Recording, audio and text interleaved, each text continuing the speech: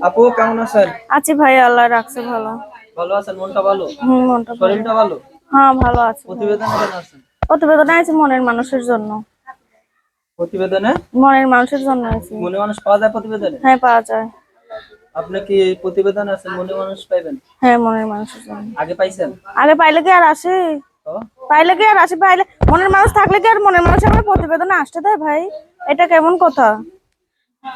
তাহলে এই যে আজকে প্রতিবেদনে আছেন, হুম।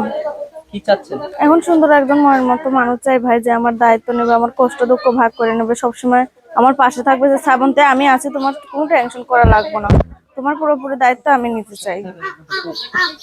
হুম। এখন এই যে প্রতিবেদনে আছেন সুন্দর মনে মানুষের জন্য। হ্যাঁ ভাই। সুন্দর মানুষ পাওয়া যায় প্রতিবেদনে আসলে। হ্যাঁ, পাওয়া তো দেশি যায়।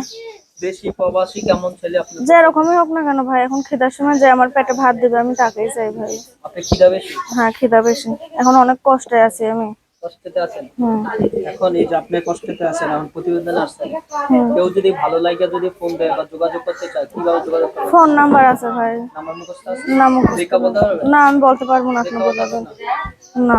নাম্বারটা বলছি 0133537966 এই নাম্বারে ফোন দিলে পাবেন। হ্যাঁ ভাই, পাইবেন। কেউ যদি যোগাযোগ করতে চান যোগাযোগ করবেন। নাম্বারটা 01335379।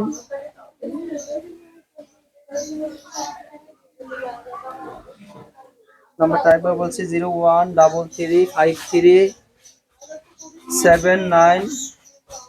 019498787864। এই নাম্বারে ফোন দিলে পাবেন।